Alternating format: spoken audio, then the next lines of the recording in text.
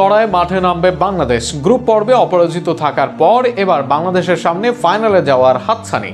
সেখানে নেপালের বিপক্ষে নামবেন সুলিভান ফয়সালরা। নেপালের বিপক্ষে যে ম্যাচে সুযোগ মিলতে পারে ডেকল্যান ইব্রাহিমদের, নাকি আরও একবার অবহেলিতই থাকবেন তারা, এ নিয়েও চলছে নানা প্রশ্ন আলোচনা।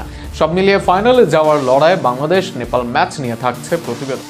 প্রথম ম্যাচে পাকিস্তানের বিপক্ষে জয় 2-0 গোলে, এরপর ভারতের বিপক্ষে 1-1 গোলে ড্র। সাফের এই আসরে এখন পর্যন্ত অপরাজিত বাংলাদেশ দল, যেখানে এবার ফাইনাল থেকে এক ধাপ দূরে আছে লাল সবুজের প্রতিনিধিরা। ভারত পাকিস্তানকে রুখে দেয়া বাংলাদেশের সামনে এবার নেপাল। গ্রুপে ভারতের সমান পয়েন্ট থাকলেও গোল ব্যবধানে গ্রুপ রানার আপ বাংলাদেশ দল, আর সেখানেই নেপালের বিপক্ষে মাঠে নামতে যাচ্ছে তারা। যদিও অনূর্ধ্ব-20 পর্যায়ে শক্তিশালী দল তাদের, তবে প্রবাসীদের সুযোগ না দেওয়ার বিষয়টিও চোখে উঠে এসে বেশ স্পষ্টভাবে। শুরুর ম্যাচে ফ্রি কিক থেকে গোল করেন রোনান সুলিভান, এরপর হেডে আদায় করেন আরও এক গোল, অথচ সেই রোনানকে দেওয়া হয়নি দ্বিতীয় ম্যাচে কোনো ফ্রি কিকের দায়িত্ব।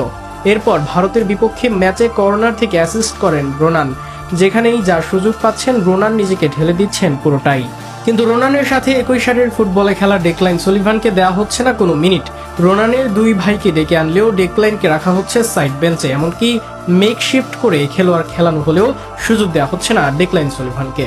দুই ম্যাচে মাত্র 1 মিনিট সুযোগ পেয়েছেন ইব্রাহিম নওয়াজ, অথচ এই প্রবাসী তারকা গতির ঝড় তুলে বারবার নজর কাড়েন দেশের ফুটবলে। সেই নওয়াজও হচ্ছেন পর্যাপ্ত সুযোগ বঞ্চিত।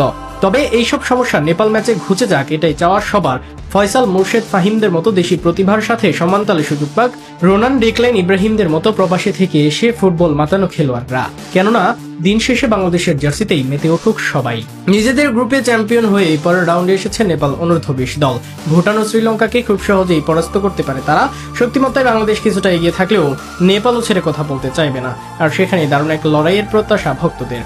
এই লড়াই শেষে ফাইনালের টিকিটটা কাটুক বাংলাদেশ, এমনটাই প্রত্যাশা দেশের কোটি ফুটবল ভক্তের। একই সাথে প্রবাস থেকে এসে পর্যাপ্ত সুযোগ মিলুক ডেকলাইন ইব্রাহিম নওয়াজের। তাদের হাত ধরে আগামী দিনে বদলে যাক বাংলাদেশ, এমন প্রত্যয় থাকবে দেশের কোটি সমর্থকদের।